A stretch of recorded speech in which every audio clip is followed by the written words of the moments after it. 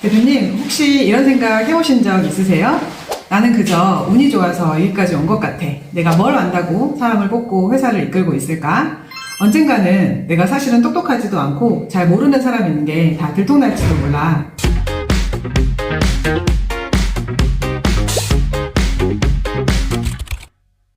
안녕하세요. 웹유리의 외로우니까 대표다 TV에 오신 구독자 여러분 환영합니다. 오늘은 대표님의 내면을 조금 더 솔직하게 들여다보는 임포스터이즘에 대한 이야기를 해보려고 합니다. 저는 올해로 회사를 운영한 지 벌써 13년 차인데요.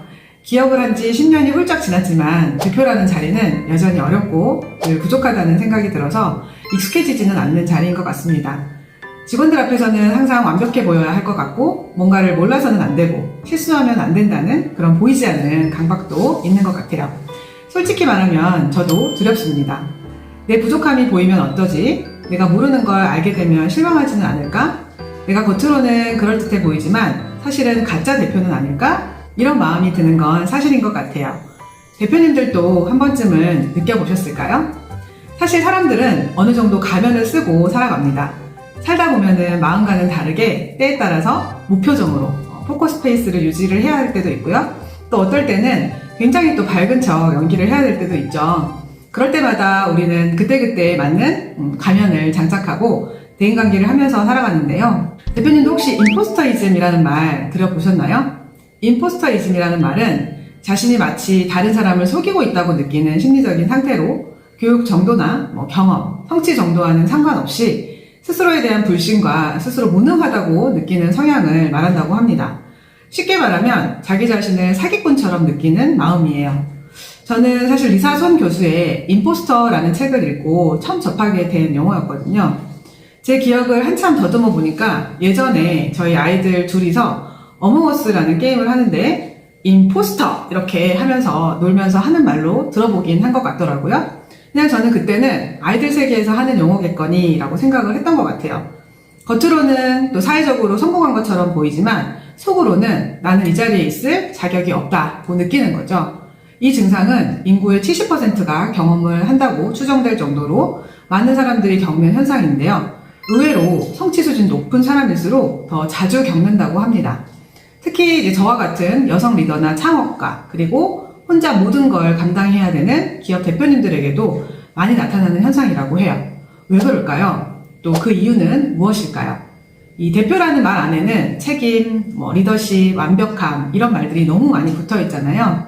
그만큼 대표는 늘 결과를 내야 되고 실패하면 바로 내가 실패한 사람처럼 낙인 찍히기 때문에 이 증상을 더 많이 겪게 되는 게 아닐까 싶어요. 임포스터 증후군 테스트 몇 문항을 좀 가져와 봤는데요. 첫 번째, 나는 내가 해낸 일이 운이나 우연 덕분이라고 생각한다. 두 번째, 내가 실수하면 다른 사람들이 내 능력을 의심할까봐 걱정된다. 세 번째, 내가 성공한 것은 내 실력 때문이 아니라 누군가가 나를 도와줬기 때문이라고 생각한다. 네 번째, 나는 내가 받은 칭찬을 진심으로 받아들이는 게 어렵다. 다섯 번째, 나는 내가 속임수로 주변을 속이고 있는 것 같다.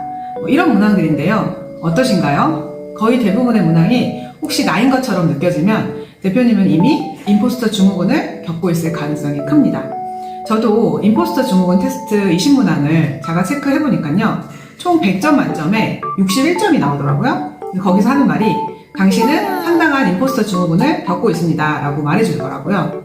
자, 점수로 보면 40점 미만은 가면 증후군 증상이 경미하게 있는 거고 41점에서 60점은 가면 증후군 증상이 어느 정도 있는 편이고 61점에서 80점은 상당한 가면 증후군을 겪고 있고 80점 이상은 심각한 가면 증후군 성향을 보인다고 하니 대표님들도 한번 테스트를 해보시기 바랍니다. 네, 상태를 알았으니까 그럼 어떻게 하면은 이 가짜 같은 나의 감정에서 벗어날 수 있는지 한번 살펴보도록 하겠습니다. 이때는요, 있는 그대로의 나를 직면해보는 연습입니다.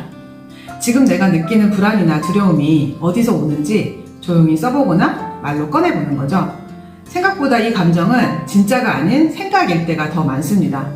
자, 두 번째는 내가 이루어온 성취를 있는 그대로 인정하기입니다. 내가 운이 좋아서가 아니라 그때 내린 결정, 그리고 그 시도, 그 용기가 있었기 때문에 라고 조금만 표현을 한번 바꿔보세요. 세 번째는 이런 마음을 나눌 수 있는 누군가와 이야기를 해보기입니다. 다른 대표님들과의 대화 속에서 나만 그런 게 아니구나를 깨닫는 것만으로도 위로가 되고 좀 가벼워질 수가 있어요. 저희 외로우니까 대표다 TV 채널에서도 대표님들의 마음을 나눌 수가 있으니 언제든 도움이 필요하시면 상담 요청을 해주시기 바랍니다. 자, 마지막으로는 완벽에서 조금 내려오는 용기를 가져보시는 거예요. 모든 걸 다 아는 리더보다 모른다고 말할 수 있는 리더가 오히려 더 신뢰를 받는 시대잖아요.